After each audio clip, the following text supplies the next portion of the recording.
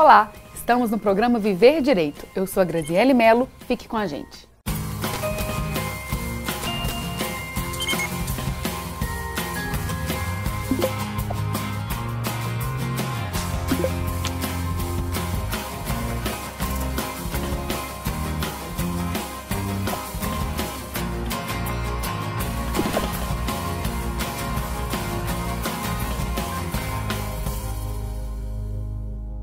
No programa de hoje, sempre com convidado especial, temos a Corine Lopes, que é mestre, que é mediadora há muitos anos, uma grande amiga, e nós vamos deixar para ela falar da trajetória dela, até porque tem muita bagagem aí. E muito obrigada por ter vindo, aceitado o convite. Obrigada, Grazi. Também estou muito feliz de estar aqui.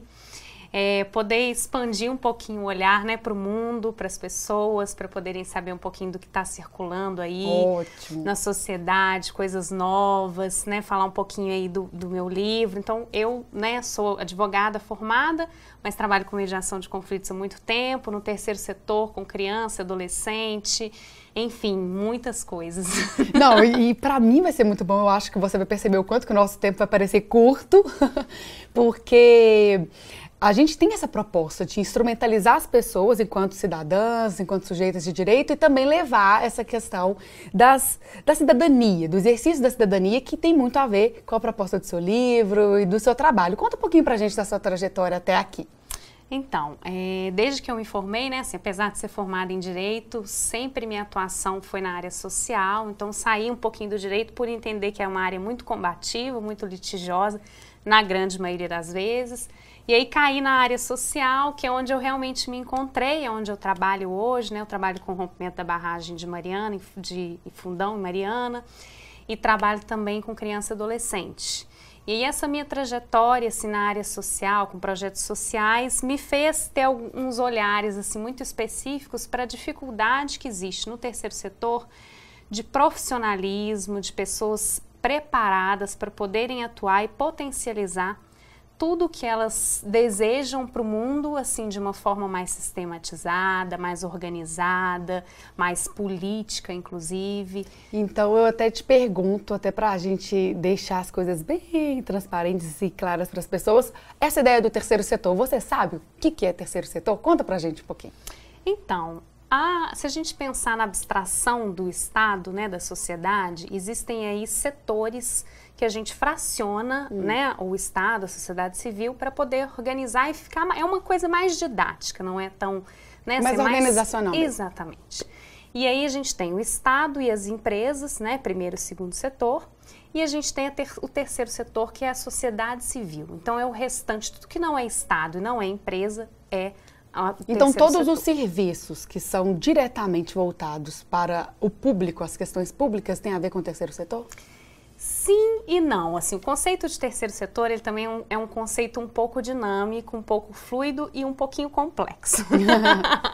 Mas, basicamente, se a gente for pensar na trajetória do terceiro setor, né, ele nasce muito ancorado à Igreja Católica, uma ideia de assistencialismo, e que com o tempo vai ressignificando, muito colado a essas questões assim da ausência do Estado, né, assim, da complementariedade com o Estado. Então, a partir da década de 70, a gente tem uma atuação muito forte dos movimentos sociais, que congrega mesmo, passa a congregar o terceiro setor, passa a atuar em comunhão com o terceiro setor, né? E aí hoje em dia, assim, a gente tem uma atuação enorme e expressiva do terceiro setor na sociedade civil, né? Assim, com mais de 300 mil pessoas trabalhando no Brasil nesse setor. Então, um setor de muita expressividade, muita atuação, principalmente social. Hoje a gente já tem até um viés econômico também um pouco mais atrelado a isso, ligado a tecnologias sociais, inovações sociais, mas basicamente assim, a ideia do terceiro setor, ela nasce e ela vai se estruturando muito vinculada aos direitos humanos, ao acesso à cidadania. Que ótimo! E essa questão dos direitos humanos também tem muito a ver com a sua trajetória, né? Que você tem essa questão de trabalhar em ONG. Conta pra gente um pouquinho. Então, você está falando do direito, da sua trajetória até... Sim, meu primeiro trabalho ele foi numa ONG, inclusive, né, com prevenção à criminalidade. E aí, desde então, as ONGs não saíram da minha vida, né? Atualmente, eu faço parte de uma ONG, de um Centro de Defesa da Criança e do Adolescente de Minas Gerais, que trabalha com uma vertente muito diferente de tudo, assim, porque a gente tem uma proposta de não existir no escritório físico, mas a gente tem uma atuação que leva o acesso à cultura, o acesso aos direitos, nos vários rincões do país, de formas diferentes, diversas. Hoje a gente trabalha com o Cineclube de Direitos Humanos, de Educação e Direitos Humanos. Então a gente trabalha muito a partir das demandas e não ficar criando mais espaço, porque eu acho que é isso, assim. O terceiro setor, ele cresceu muito, ele inchou muito e hoje, assim, há uma dificuldade muito grande ainda da gente fazer parcerias e ver o que já existe para potencializar, ao invés de ficar criando novos e novos e novos intermináveis lugares de cidadania. E os resultados, que são palpáveis, não são? Como é que funciona isso? Se a pessoa, não, quer investir no terceiro setor, como é que é isso? Então, no terceiro setor realmente ainda é um terceiro setor assim que cresceu muito, mas que profissionalmente ainda é muito delicado. Justamente por isso, assim, pela trajetória que do terceiro setor próprio é muito alinhada a um voluntarismo, a um assistencialismo, assim, profissionalizar, né, esse terceiro setor ainda é um desafio muito grande, que inclusive eu falo um pouquinho no meu livro, né? E aí, assim, entrar nesse terceiro setor hoje, assim, é ainda muito difícil, porque são poucos editais para apoio, né? Assim, a sustentabilidade das ONGs ainda é muito pequena, então precisa Conta muito com doações, né? Conta muito com doações e, assim, às vezes a gente não tem pessoas preparadas para trabalhar em outras vertentes. Então, ainda é uma coisa muito incipiente, mas acho que de muito futuro, assim, de muita perspectiva, e aí é justamente um pouquinho isso que eu discuto, assim, na minha trajetória, nos meus estudos. Então, conta pra gente, pode ficar à vontade. O que você identifica, assim, que seja importante para as pessoas saberem sobre isso? Então, em 2013, assim, eu trabalhava numa ONG em Vespasiano, e aí comecei a ficar muito inquieta, assim, como é que eu, né, do meu lugar, assim, de profissional do direito, estava trabalhando com pessoas que não tinham uma formação acadêmica, mas que tinham muita vontade de fazer diferença, enfim, assim, como potencializar isso tudo. E aí nesse meio, né, assim, nessas inquietações todas, eu fiquei pensando, assim, como que seria importante a gente trabalhar a potencialidade dessas pessoas que têm muita vontade, que às vezes têm muito tempo, né, que às vezes têm muito conhecimento do território, mas que precisam de uma certa forma ainda de um empurrãozinho, assim, né, de potencializar mesmo o que já existe, né, a partir de um outro viés, de uma outra ótica. E aí nessa troca minha, né, que eu sou muito das trocas e dos intercâmbios culturais, de leitura, enfim. De escutar as pessoas. De escutar, exatamente. Dar a voz, na verdade. Né? Dar a voz. Não só escutar, mas dar a voz. Eu acho que você tocou num ponto fundamental, assim, dar a voz. Porque às vezes a gente fica também num lugar muito de, assim, de saber, né, e de injetar o saber, de transmitir o saber, mas e a troca? Como é que fica nisso? Então, eu muito na minha trajetória, pensar nessa importância dessa troca, né? Da importância do outro nesse processo. Que às vezes, por mais que o outro ele não consiga te dar determinado saber ou determinado, né, conhecimento, ele consegue te trazer, olhar para você construir o seu. Sim. Então, acho que nessa perspectiva é muito dialógico. Porque tem algo que vem da vivência, que vem da experiência, sim, que vem da cultura mesmo, né? Então, exatamente, você fala, poxa, naquele território, naquele lugar, naquela comunidade, eles pensam daquela forma. O que a gente pode, então, utilizar para poder contribuir também para aquela própria comunidade ou para outras? Sim, e eu acho que é uma contribuição mesmo, entendendo que a maior contribuição é de quem está lá. Né, que tem um afeto pelo lugar, que tem uma trajetória, uma história pelo lugar. Então, acho que é conjugar essas questões, né, assim, olhar para esse potencial mesmo que existe, que está posto e que a gente não pode desconsiderar nesse processo todo, que às vezes, e é muito mais importante do que a gente traz de intervenção, né? A gente traz um olhar, às vezes, muito técnico para o território, mas a riqueza e a história disso, só quem tem é quem está lá, né, nesses lugares, enfim, nessas ONGs, nessas instituições. E depois dessa ideia de 2013, o que mais que você pensou?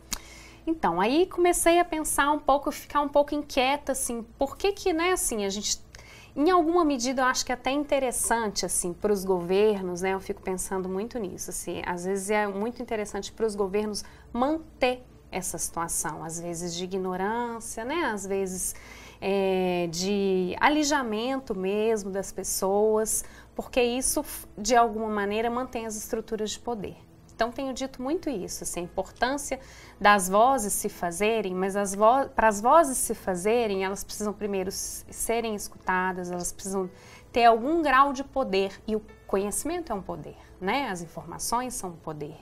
Então, assim, empoderá-las a partir disso é um viés muito interessante, é uma estratégia interessante. Inclusive, no próximo bloco, eu acho que vale muito a pena a gente focar nessa ideia de como gerar esse empoderamento, porque nós estamos falando aqui de terceiro setor, que são as pessoas da sociedade civil, estamos falando de ações para essas pessoas, e muitas vezes a pessoa não tem um conhecimento específico de algo ou daquilo, ou então, às vezes, tem alguma comunidade que tem menos acesso ainda a direitos e a informações. Como fazer para a gente poder não só instrumentalizar essas pessoas para conviver numa sociedade melhor, né, contribuir para uma cultura mais horizontal para todo mundo, como até mesmo ter possibilidades de investimentos, né, nesse setor que possa gerar renda para as pessoas e também para os investidores, de certa forma, né? Porque estamos num mercado. E eu fiz esse resumão para a gente poder segurar a onda para o segundo bloco, porque temos muito papo e coisas interessantes que estão por vir aí.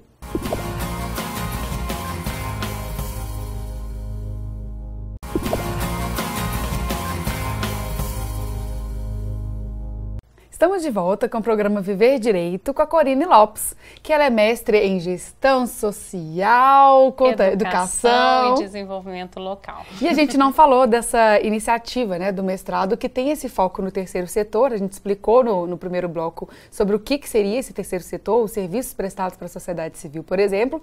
E ela tem um livro, mas antes da gente falar do livro, eu gostaria de saber uma coisa que a gente parou no finalzinho do primeiro bloco, que é sobre o empoderamento das pessoas. Como gerar empoderamento, muitas vezes, para aquelas pessoas que não têm acesso a conhecimentos, que não têm acesso a estudos, que não têm algumas informações que outras pessoas do primeiro, do segundo setor, como você diz, o Estado e as empresas, setores privilegiados têm. Sendo que a gente conta muito com o conhecimento prático e vivencial dessas pessoas, né? Como equilibrar essas relações? Então, acho que o empoderamento, né, é um adjetivo, um substantivo, inclusive, muito interessante mesmo, porque ele trabalha essa questão, assim, de perceber o outro, né, em toda a sua integralidade, né, em todas as questões que sejam possíveis aí de avanço no ser humano. E aí, a gestão social, porque eu fiz, né, esse mestrado em gestão social, trabalha muito o viés da gestão social, que é um conceito relativamente novo no Brasil, né? Que é um trabalho exatamente de gestão e de administração das situações e das coisas, pensando numa logística e numa sistêmica de escuta horizontal, né, de ação dialógica, de cidadania, colocar todo mundo no mesmo plano e dialogar e trocar ideias de uma maneira aberta, democrática. Sim. Porque se a gente for pensar, né, assim, eu até faço um recorte, assim, né, dos últimos 5 anos, talvez, que a gente teve a questão lá de São Paulo, das movimentações, manifestações, né, sobre a questão do passe, né, fiquei pensando muito nesse processo, assim, que o Brasil vem vivendo muito recente, de vocalização, das pessoas irem às ruas, né, e o quanto que é importante a informação, para elas poderem ir às ruas e se fazerem ouvidas, né, o quanto que é importante esse processo mesmo, e quanto mais conhecimento as pessoas têm, né, a informação ela é uma coisa muito importante. Tanto que tem muitas pessoas da área da comunicação que às vezes vão abordar as pessoas que estão em movimento e falam: qual que é o objetivo de você estar aqui? Qual que é a sua motivação? E às vezes as pessoas não sabem nem explicar. Ela fala: não, tá todo mundo indo, eu sei que eu estou lutando pelos meus direitos. Quais direitos que você está lutando? A pessoa às vezes não sabe. E isso é muito importante. Você ter um sentido para suas ações. Sim. E para você ter sentido, você precisa de, muitas vezes, ouvir, ler, escutar. Sim, se instrumentalizar, né? Porque a gente fala, a política ela se faz nas ruas, a política se faz na periferia, né? A política se faz em todos os cantos. Mas é importante nesse processo de fazer política, realmente a gente ressignificar o que a gente faz, né? A gente entender o que está por trás do que a gente faz. Porque nesse trabalho que eu fazia em 2013, era justamente isso, assim, a sensação que eu tinha era que ia fazendo, assim, sem refletir sobre o que fazia. E sem refletir sobre a importância desse fazer, né? E sobre a perspectiva desse fazer, o sentido desse fazer para a sociedade. Então foi pensando muito nesse, né, nesse viés assim, mais filosófico, integral, inclusive, muitas vezes. Filosófico, exatamente. E muito assim atrelado à questão de direitos humanos, que é assim fundamental na minha trajetória, né? É uma área que eu tenho paixão, tenho estudo e acredito muito que a gente pode fazer a diferença a partir, né, dessa perspectiva. Conta pra gente um pouquinho desse olhar dos direitos humanos em breves palavras para as pessoas entenderem, porque tem muita gente que critica. Fala lá, chegou os direitos humanos e às vezes atrapalhou algumas questões de abordagem, etc. Não, conta qual que é a representatividade dos direitos humanos. Eu acho que a representatividade maior dos direitos humanos é considerar o ser humano nele, em sua essência, antes de ser uma pessoa que rouba, antes de ser uma pessoa que infraciona, antes de ser uma pessoa que comete um delito, mas antes de tudo isso é uma pessoa. Né? E por ser pessoa, e graças, né, a gente tem um respaldo aí da Constituição Federal que garante direitos às pessoas pela condição de pessoa. Né? Ela não precisa ser nada além de pessoa. Então, acho que os direitos humanos, ele olha justamente para isso, assim, para a essência do que é o ser humano, né? Antes das milhões de qualidades, estigmas e preconceitos que a gente vai inserindo nas pessoas ao longo da vida. Então, é olhar para essa pessoa de uma forma mais limpa, mais isenta, né? E ver, assim, que da mesma forma que ela é uma pessoa como todas as outras, ela precisa de ter um tratamento digno, respeitoso, né? Que margeia todas essas questões que são importantes e caras para a vida humana. Não, e isso é muito bonito, porque querendo ou não, por exemplo, a gente está num canal cristão. E nessa perspectiva de canal cristão, é algo que realmente tem muito a ver com a base do cristianismo, de você valorizar a pessoa, o ser humano, né? Sim. E conta pra gente um pouquinho do seu livro. Você falou de tudo que a gente conversou, do primeiro bloco até aqui, eu entendi que de alguma maneira você conseguiu consolidar aqui, não é isso? Sim. Esse livro, ele traz um pouco dos meus estudos, né, de lideranças comunitárias, um pouco do estudo da gestão social aplicada nesses contextos comunitários, pensando da importância que se faz presente cada vez mais de sair das universidades e ir para esses lugares, para esses territórios, para pensar a formação dessas pessoas que estão lá, fazendo muita coisa, né? Mas que às vezes fazem no atropelo, fazem sem ressignificar, fazem sem atribuir sentido. E o quanto que isso vai deixando a desejar nesse processo de mudança, né? Da própria sociedade, de construção de um mundo melhor.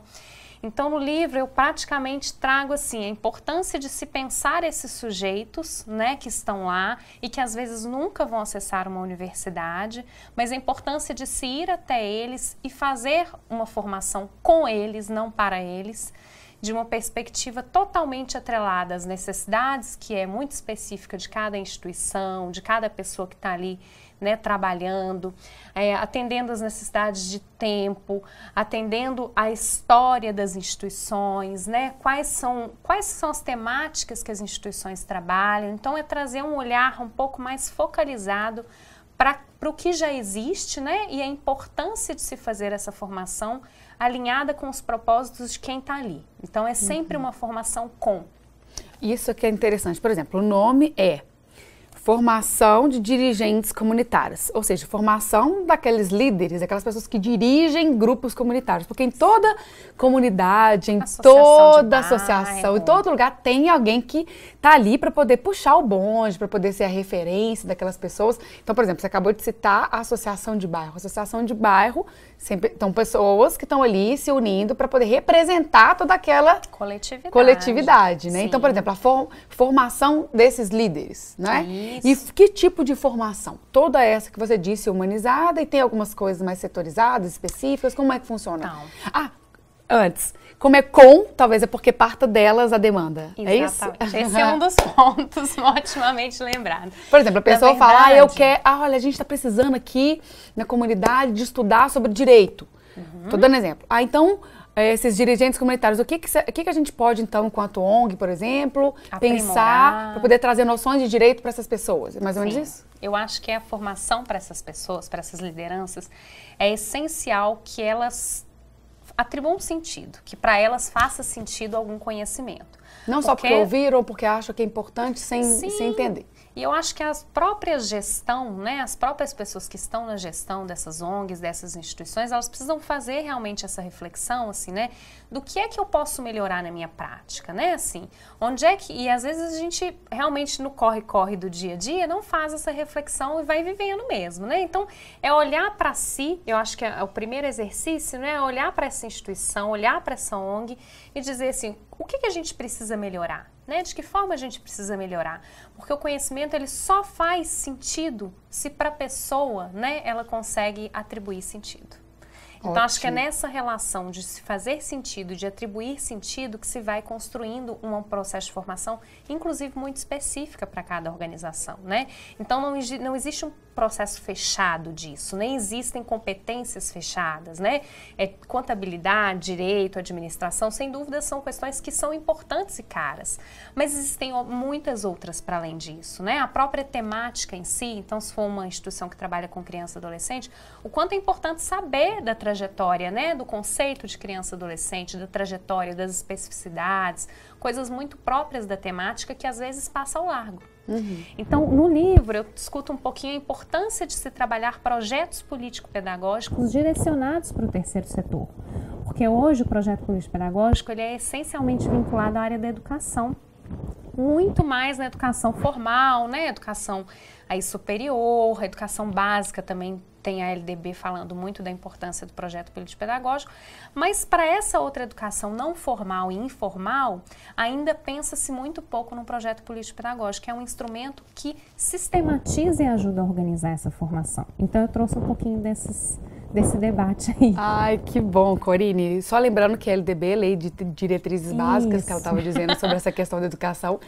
E eu queria te agradecer mais uma vez. Eu acho que é uma contribuição muito grande para a sociedade. Como você disse, é muito importante que as pessoas saiam da universidade e devolvam o seu conhecimento de alguma maneira, né? Eu adquiri algum conhecimento, estou aqui na sociedade, estou aqui na universidade. Como retribuir também a sociedade, né? De alguma maneira, com aquilo que eu estudei, com aquilo que eu aprendi. Isso tem muito a ver com a dinâmica acadêmica, por exemplo, de um mestrado que originou aí, né, a partir das suas pesquisas e do seu livro. A cartilha, que ela é também, né, assim, no livro a pessoa consegue acessar a cartilha na internet, mas a cartilha eu fiz pensando justamente nessa acessibilidade mesmo, porque aqui eu uso uma linguagem muito didática, uma linguagem muito simples, para as pessoas, para poder ser um pontinho de reflexão, uma sementinha de reflexão para depois, né, se for o caso, ler o livro, que é um pouco mais técnico. Então nós vamos deixar aqui os seus dados, as suas informações, as pessoas que tiverem mais interesse podem acessar aqui a Corine, leiam a cartilha para poder saber indicar para alguma liderança comunitária onde vocês estiverem. Muito obrigada por você ter vindo, aceitado o convite, foi muito bom, muito bacana, muito produtivo. Obrigada. E não deixem de passar lá no Espaço K para cuidar dos seus cabelos, no estilo moda, sempre com um look lindo para o nosso programa.